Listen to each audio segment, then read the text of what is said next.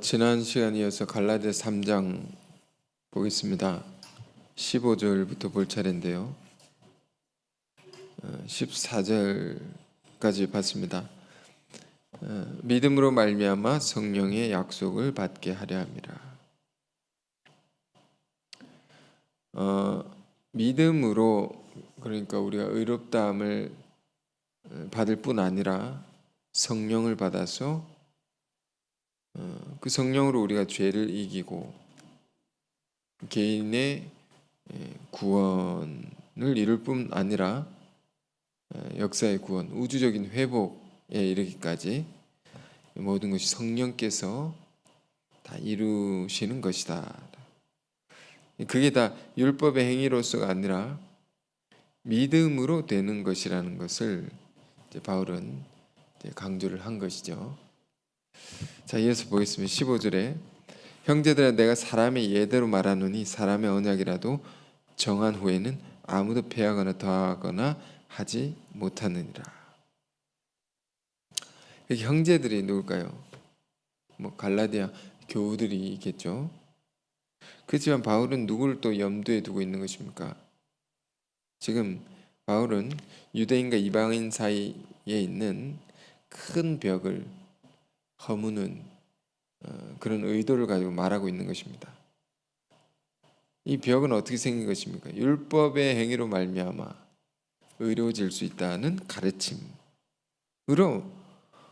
생긴 거죠. 그런 차별의 벽이 생긴 거죠. 근데 바울은 믿음으로 말미암은 의에 관해 설명하면서 그 믿음의 조상인 아브라함이 유대인의 조상일 뿐 아니라 이방인들을 포함한 모든 믿는 자들의 조상이기도 하다라는 것을 계속해서 이걸 염두에 두고 이 가르침을 주는 것입니다. 그러니까 유대인들은 율법을 잘 지켜야 의로워진다, 구원을 받는다는 주장을 하지만 바울은 그런 자들에 대해서 지금 얘기를 하는 거죠. 너희 조상 아브라함이 무엇으로 의롭다함을 받았느냐? 율법이 있기도 전에 하나님의 약속을 믿음으로 의롭다함을 받은 것이 아니냐? 이것을 얘기한 거죠. 그게 이제 지난 시간에 창세기 15장을 통해서 봤습니다. 15장 5절에 이런 말씀이 있습니다. 하나님이 아브라함을 이끌고 밖으로 나가서 이르시되 하늘으로 무뼈를 셀 수 있나 보라. 또 그에게 이르되 네 자손이 이와 같으리라. 자, 하나님의 약속이죠. 이 약속에 대해서 아브라함이 이 약속을 믿었다는 것입니다. 6절 아브라함이 여호와를 믿으니 여호와께서 이를 그의 의로 여기시고. 분명히 이렇게 되어 있죠. 약속을 믿었다. 그러니까 여호와를 믿으니, 이 여호와를 믿었다는 것은 여호와께서 주신 약속을 믿은 것입니다. 믿으니 이를 그의 의로 여기셨다. 자, 오늘 이 주제가 뭐냐면요. 여러분 성경에는 어떻게 되는지, 제 성경에 율법과 약속 이렇게 이제 제목이 정해져 있습니다. 이렇게 율법과 약속에 관해서. 그러니까 율법이라는 단어는 이제 우리 갈라디아서 공부해 보니까 어떻게 쓰여집니까? 이 하나님 율법을 지켜서 의로워진다라고 생각하는 이 유대인들의 그런 주장에 대해서 설명할 때 이 율법이라는 단어를 썼죠. 약속이라는 단어는 어떻게 쓰여집니까? 약속은 앞서 보았듯이 아브라함이 그 약속을 믿음으로 이루어졌다는 것을 설명할 때 쓰는 것입니다. 그러니까 믿음에 관해서 설명할 때 약속이라는 단어를 바울이 가지고 나서 얘기를 하는 거죠. 그러니까 율법에 대한 거, 율법과 약속에 대해서 이게 어떤 차이가 있느냐. 그래서 15절에 형제들아 내가 일반적인 예를 들어서 너에게 설명해 보겠다. 이는 일반적인 것이다. 사람이 약속을 정하면 그 누가 함부로 깨느냐? 아무도 깨지 않지 않느냐? 그러니까 우리가 가령 계약을 한다라고 할 때 도장을 찍고 약속을 하는 거죠. 그러면 이 서류에 도장을 찍고 하면 거기에 그 찍은 이후로는 거기에 내용을 더할 수도 없고 그걸 취소할 수도 없는 거죠. 일반적인 약속에 대한 것도 그런 것이다. 사람들끼리 하는 약속도 이렇게 매우 엄밀하고 정확한 것인데 하나님의 약속이라면 더더욱 바꿀 수 없고 깰 수 없는 것이 아닌가. 그렇죠? 근데 아브라함이 이 하나님의 약속을, 이 깰 수 없는 하나님의 약속을 믿음으로 의롭다함을 받았다는 겁니다. 율법이 있기도 전에. 그러니까 이 하나님께서 인간을 의롭다 하는 방식, 하나님이 인간을 구원하는 방식이라는 것은 믿는 자에게 은혜로 구원한단 말입니다. 은혜로 의롭다함을 하신다라는 방식이 처음부터 아브라함 부를 때부터 그랬으니 이것이 나중에 율법이 생겼다고 해서 이걸 폐할 수 있는 게 아니지 않느냐. 깰 수 없는 것이다고. 자, 쭉 이렇게 맥락이 있으니까 쭉 잘 들어보십시오. 그래서 66절에 이어서 이렇게 말해요. 이 약속들은 뭡니까? 하나님의 약속을 말하는 겁니다. 폐할 수도 없고 바꿀 수도 없는 이 하나님의 약속들은 아브라함과 그 자손에게 말씀하신 것인데 여럿을 가리켜 그 자손들이라 하지 아니하고 오직 한 사람을 가리켜 내 자손이라 하셨으니 곧 그리스도라. 자, 이게 무슨 말이냐? 이건 창세기 22장 18절을 가리키는 겁니다. 여기 이제 갈라디아서는 자손이라고 했지만 원래 헬라어는 씨입니다. 씨. seed, 영어로는 seed죠. 헬라는 C. 그래서 창세기 22장 18절에 이렇게 돼 있습니다. 보십시오. 또 내 씨로 말미암아, 이 씨라는 게 자손을 가리키는 거죠. 내 씨로 말미암아 천하 만민이 복을 받으리니 이는 네가 나의 말을 준행하였음이라 하셨다 하니라. 내 씨가 뭔가 아브라함의 자손을 가리키는 겁니다. 그런데 내 씨라고 되어 있지 내 씨들 이라고 되어 있지 않다는 겁니다. 지금 갈라디아서의 바울의 설명은 내 자손 하나를 가리키는 것이다. 자손들이 아니고 그로 말미암아 그 하나의 자손으로 말미암아 천하 만민이 복을 받는 것인데 그 하나의 자손이 누구냐?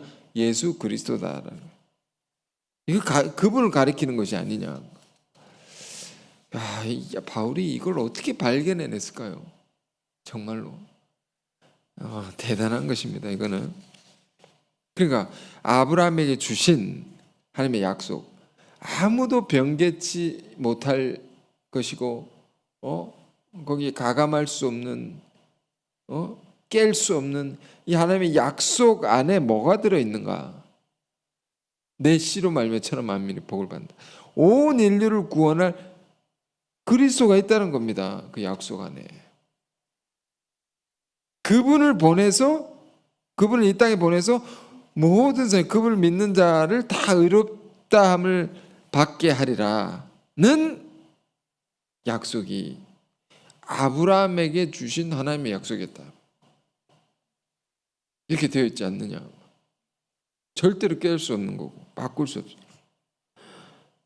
그러니까 그리스도 예수 안에서는 유대인이나 이방인이나 구별, 차별이 없는 거죠. 다 그리스도 예수를 믿는 믿음 안에서 다 하나가 되는 겁니다. 아브라함은 유대인만의 아브라함이 아니라 온 인류의 아브라함이 되는 겁니다. 바울의 이 설명을 통해서 아브라함의 약속이 굉장히 이게 자기 선민들만 위한 것이 아니라 온 인류를 위한 것이었다라는 굉장히 웅장한 세계를 열어주는 거죠. 바울이 참 놀라운. 이거 제가 이 말씀 보면서도 정말 어떻게 이렇게 하나님의 말씀을 깊이 있게 해석하고 증거할 수 있는가 참 놀라운 것 같습니다. 17절입니다. 내가 이것을 말하노니 하나님께서 미리 정하신 언약을, 약속이죠. 하나님이 미리 정하신 약속을 430년 후에 생긴 율법이 폐기하지 못하고 그 약속을 헛되게 하지 못하리라. 그러니까 하나님께서 아브라함에게 주신 약속 미리 정하신 것입니다. 계속 말하지만 이 하나님의 약속은 뭡니까?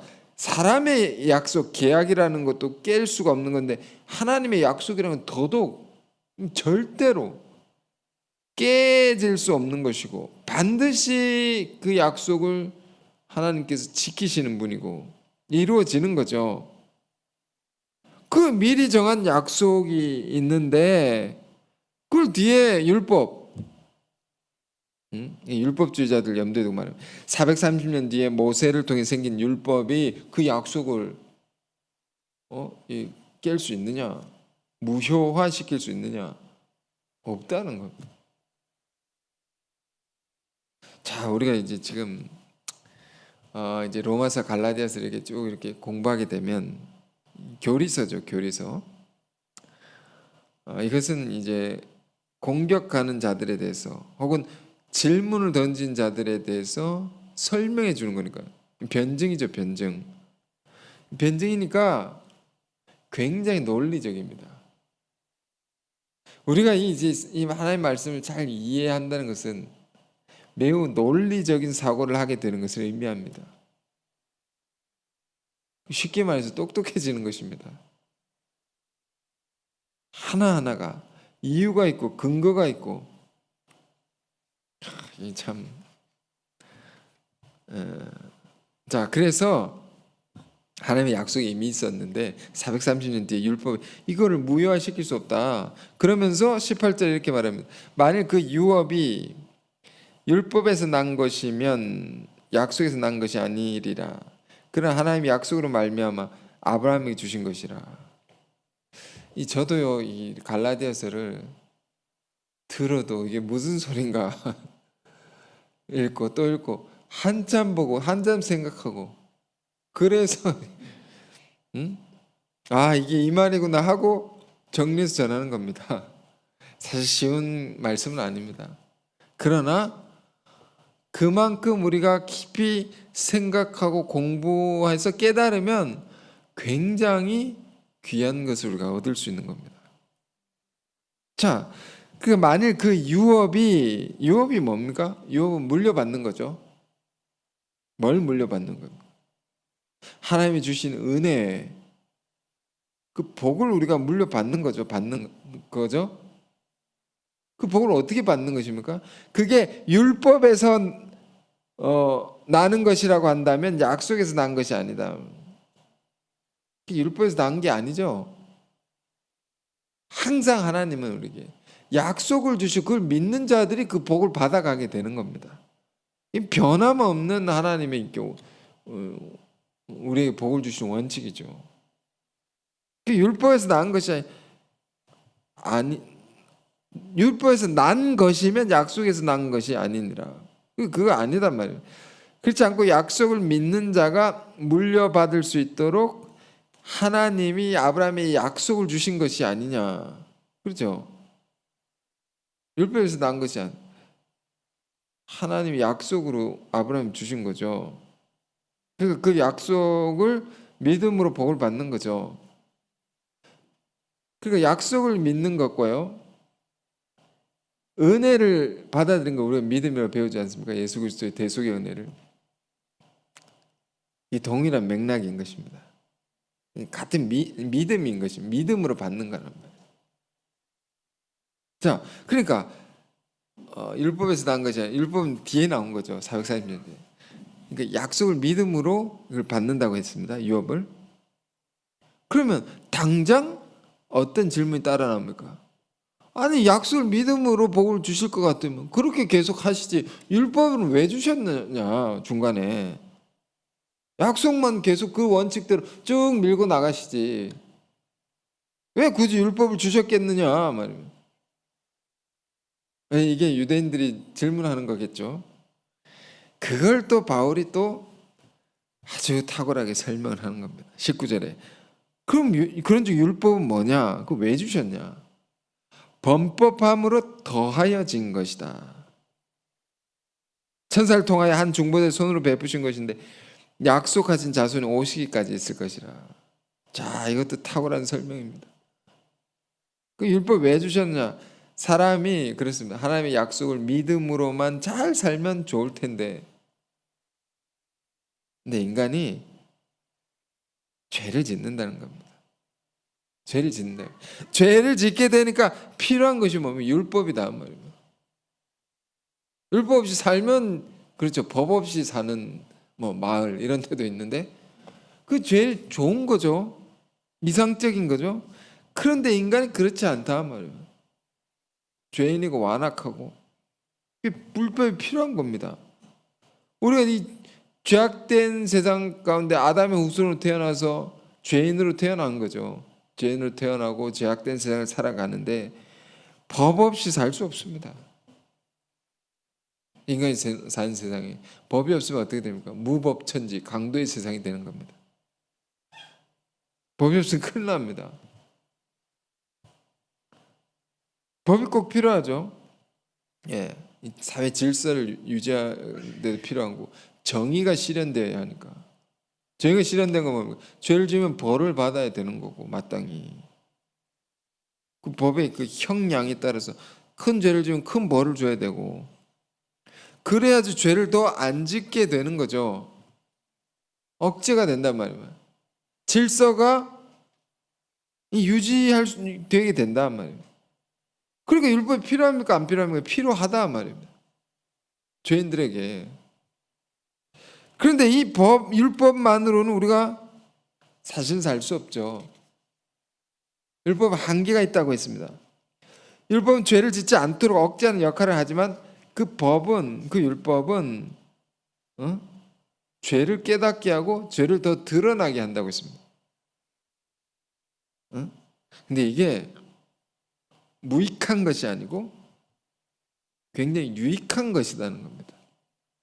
한계가 있지만 중요한 기능을 한다, 역할을 한다. 왜? 우리가 하나님 법을 알면 알수록 죄가 더 발견됨으로 이게 로마서 5장의 표현은 죄가 더하여진다고 이렇게 표현했습니다. 말씀을 가까이 하면 할수록 죄가 더 환히 드러납니다. 죄가 더 드러나니까 내 안에 느껴진 건 정죄감이겠죠. 죄책감이겠죠. 그럼 인간이 어떻게 됩니까? 이런 게 나오면 우리가 더 뭘 갈구하게 됩니까? 은혜를 더 갈구하게 된다. 은혜를 더 사모하게 된다는 겁니다. 그러니까 여러분 내 죄를 깨닫게 될 때 자학하시면 안 됩니다. 그렇기 때문에 더 은혜를 사모해야 된다는 거예요. 그렇기 때문에 이게 은혜가 얼마나 큰 은혜인가라는 것을 잘 알게 되고 감사하게 되는 거죠. 그러니까 우리가 진정한 은혜임을 알기까지 뭐가 필요한 것이라고요? 율법이 필요하다. 죄인된 인간에게 이게 필요한 것이구나. 그러니까 이런 걸 볼 때 우리 그리스도인들은 은혜로 구원받았다 해서 율법이 필요 없다거나 하는 율법 백일원자가 결코 아니라는 것입니다. 유대인들이 예수님에 대해서 막 공격하고 비난하고 했던 것이 뭡니까? 바울에 대해서 똑같았습니다. 오해하고 공격했던 것이 뭡니까? 이 가르침, 복음의 가르침이라는 게 율법이 필요 없는 것처럼 그들에겐 다가왔던 것입니다. 율법을 막 이제 무너뜨리는, 무효화하는 것처럼 그들이 오해했던 것입니다. 그래서 그건 오해입니다. 거짓입니다. 거짓이다. 그렇지 않다 말이에요. 더 소중하게 여기는 것이다 말이에요. 자, 그래서 19절에 그러니까 18절에서 19절 이어서 보죠. 그러니까 그런즉 율법은 뭐냐 말이에요. 약속을 믿음으로 유업을 받게 하고 복을 받게 한다면 그렇게 쭉 가면 되지. 왜 율법을 주셨느냐에 대해서 범법함으로 더해진 것이라 천사를 통해서 한 중보자의 손으로 베푸신 것인데 약속하신 자손이 오시기까지 있을 것이라. 율법은 천사들 통해서 한 중보자의 손으로 베푸신 것이다. 중보자. 율법 어떻게 우리가 받게 된 것입니까? 중보자, 대표적인 중보자가 모세라는 겁니다. 많은 법들 중에 가장 이렇게 많이 가장 분명하게 그 드러난 이 중보자는 모세죠. 그 모세를 통해서 백성들에게 준 거죠. 율법은 이게 무슨 말입니까? 하나님이 직접 주신 게 아니죠. 직접 인간에게 주신 게 아니죠. 자, 이런 차이를 잘 이해하셔야 됩니다. 하나님의 사자를 통해 중보자를 통해서 주신 겁니다.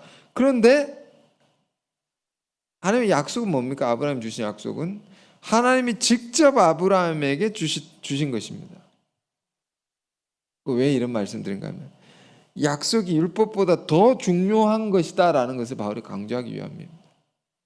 더 우선하는 것이고 더 바꿀 수 없는, 이게 제일 중요한 것이라고. 약속이. 그 중보자는 한 편만 위한 자가 아니라 하나님 한 분이시니라. 그러면 율법이 하나님의 약속들과 반대되는 것이냐? 결코 그럴 수 없느니라. 자, 율법과 약속의 관계. 그러면 자, 약속을 믿음으로 구원을 받죠. 율법은 그거는 죄를 억제하기 위해 주신 거죠.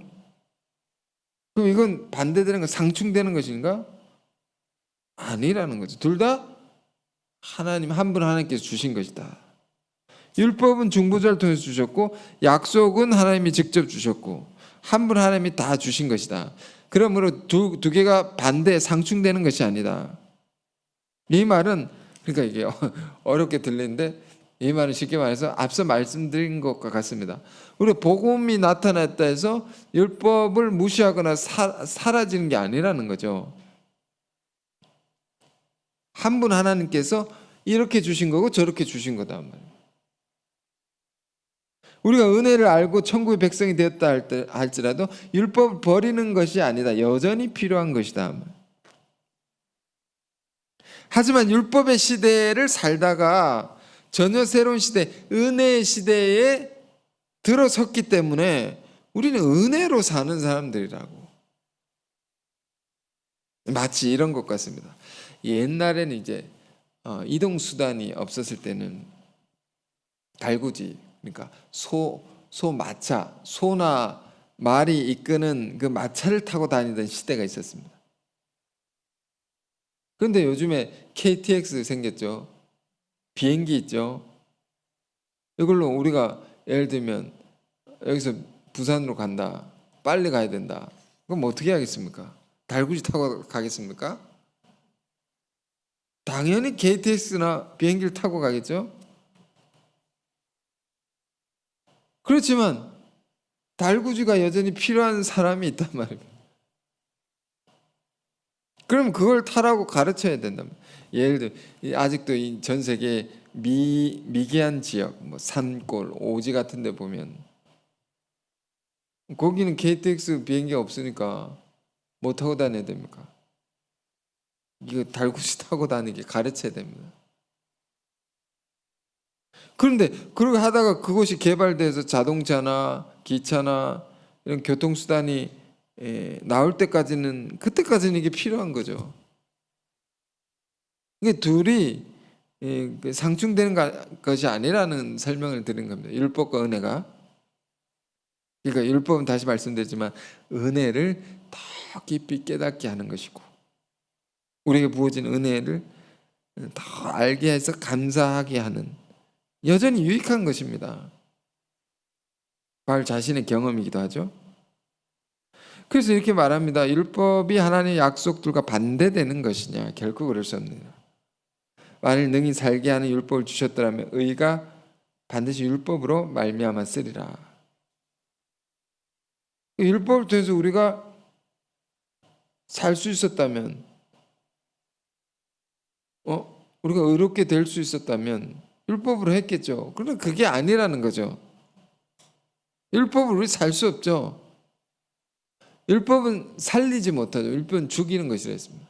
죄를 깨닫게 해서 정죄하는 거니까 죽이는 겁니다. 그래서 살리는 것은 뭡니까? 은혜죠. 은혜. 복음입니다. 이 복음이 있기까지 이게 있는 거죠. 그래서 22절 그러나 성경이 모든 것을 죄 아래 가두었으니 이는 예수 그리스도를 믿음으로 말미암는 약속을 믿는 자들에게 주려 함이라. 모든 것을 죄 아래 가두었다. 율법이 그런 것이죠. 그 법을 다 지켜야 하니까 못 지키면 벌을 받으니까 이 법 안에 갇혀 있는 겁니다. 답답한 겁니다. 자유가 없는 것입니다. 이 가둔다는 표현은 법이 강제성을 띈다는 겁니다. 그러니까 우리 영혼이 얼마나 힘들겠습니까? 율법 아래 있다는 것이. 바울은 이것을 율법의 저주라고 표현했죠. 그래서 근데 왜 이 저주 아래 있게 하셨느냐? 왜 그 죄 아래 가두어 놓았느냐? 이건 예비적인 것입니다. 다 새로운 것을 만나기 위한, 그러니까 예수 그리스도를 믿음으로 말미암은 약속을 주려고, 믿음, 은혜로 말미암아 우리 영혼이 진정으로 자유하고 해방될 수 있는 그 길을 주시려고 예비적인 것입니다. 이런 시대가 있었다. 율법의 시대가 있었다. 이것 없이 이쪽으로 갈 수 없는 겁니다. 없단 말이에요. 우리 수준이 그렇게 안 되기 때문에 단계적으로 하나님께서 우리를 인도하시는 거죠. 우리 수준에 맞게. 그래서 23절에 믿음이 오기 전에는 우리는 율법 아래 매인받아 계시될 믿음의 때까지 갇혔느니라. 여기서 믿음이라는 단어를 그리스도로 바꿔서 읽을 수 있습니다. 그리스도가 오시기 전에 우리는 율법 아래 매인받고 계시될 그리스도의 때까지 갇혔느니라. 그러니까 오시기 전까지 매이고 갇혔단 말이에요. 오시기까지. 근데 오시고 나니까 이게 다 자유케 된 거죠.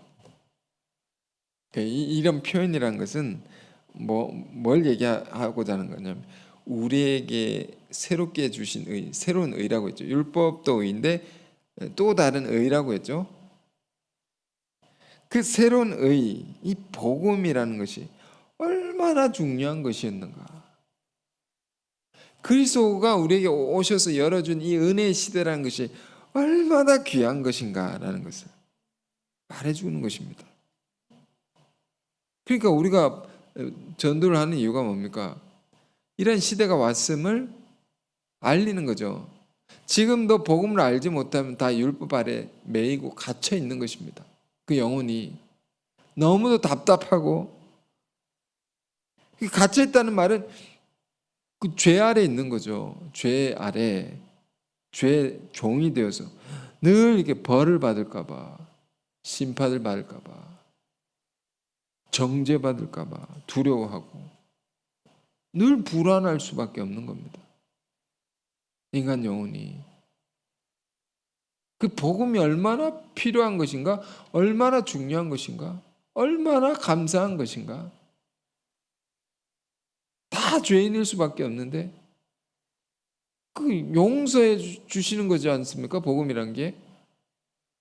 용서가 없이 우리가 어떻게 살 수 있습니까? 얼마나 괴로운 것입니까 그게? 자, 그러면서 24절 이같이 율법이 우리를 그리스도께로 인도하는 초등교사가 되어 우리로 하여금 믿음으로 말미암아 의롭다함을 얻게 하려 함이라. 그러니까 율법의 기능, 한계를 또 말해주는 거죠. 율법은 우리를 그리스도께로 인도해주는 초등교사다. 그러니까 사람들이 크게 회심할 때의 그 간증들을 보면 다 그렇습니다. 정말로 은혜에 대한 갈급함 속에 자기 안에 죄를 깨닫고, 율법의 길은 죄를 깨닫는 거니까 내가 얼마나 죄인인 것을 깊이 깊이 깨닫고 어찌할 수 없었을 때에 하나님께서 그를 부르셔서 놀라운 은혜로 그를 변화시켜 내시는 이런 간증이 얼마나 많습니까? 그러니까 죄를 깨닫는 율법이 이런 거다. 결국 그리스도를 만나게 하는, 그리스도께로 인도해주는 초등교사와 같다. 이전의 번역은 몽학선생이라고 했습니다. 이 몽학선생이 뭐냐? 옛날에 우리 조선시대로 보면 이제 양반집 아들, 이제 도련님이라고 하죠. 도련님을 그 집집마다 머슴이 있지 않습니까? 성경에 노예라고 되어 있는데 같은 말이죠. 머슴 노예죠. 머슴이 도련님을 서당까지 데려다 줍니다. 공부시키자, 공부하러 간다고 할 때 이렇게 데려다 주는, 데려다 주죠. 데려다 주는데 공부는 못 시키죠. 서당까지 데려다 주기만 하지만 공부는 가르쳐 줄 수 없는 사람, 이거를 몽학 선생이라고 합니다. 그러니까 서당에 공부를 하려면 데려다 주는 게 꼭 필요한 거죠. 이거 없이 뭐 날아갈 수도 없고 순간이동할 수도 없고 데려다 줘야 되죠. 꼭 필요한 거죠. 안 데려다 주면 공부를 할 수 없으니까 먼저 이렇게 데려다 주는 게 필요한 겁니다. 율법, 그게 율법이다 말이에요. 이게 필요한 거다 말이에요.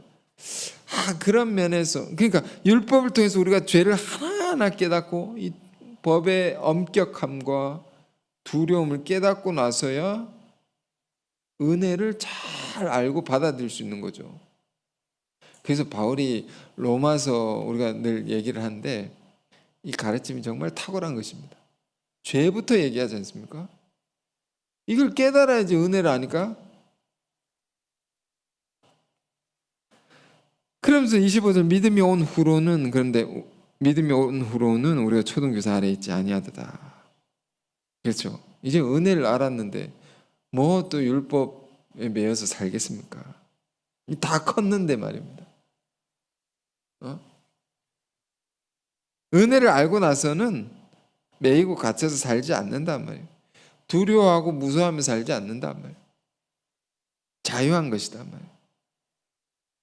26절 너희가 다 믿음으로 말미암아 그리스도 예수 안에서 하나님의 아들이 되었으니. 자, 이번에 제가 와서 8장도 보고 이제 갈라디아서 보면서 그 아들이란, 종과 아들이란 말, 이게 좀 더 깊이 또 새롭게 깨닫는 계기가 된 것 같은데요. 이 아들이라는 표현이 뭐 종과 대비해서 아들입니다. 종은 노예죠, 노예. 자유가 없는 거죠. 갇혀 사는 거죠. 매여 있는 거죠. 그 뭐의 종입니까? 율법 아래 죄의 종입니다. 죄를 지으면 종이 되는 겁니다. 인간 영혼이. 근데 아들이란 말은 그것으로부터 완전히 자유케 되는 상태를 아들이라고 말한 거죠. 비유죠, 비유. 근데 우리가 어떻게 아들이 되었느냐? 하나님의 아들. 믿음으로 말미암아. 영어로 보면 by입니다. by. 믿음으로 말미암아. 그리스도 안에서, 이건 in입니다. in. 영어로 in. 믿음으로 말미암아. 그리스도 안에서. 그렇죠? 하나님의 아들이 되었으니.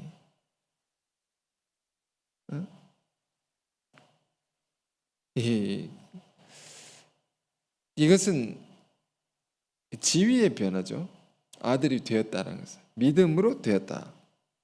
종에서 아들로 지위가 완전히 바뀐 것입니다.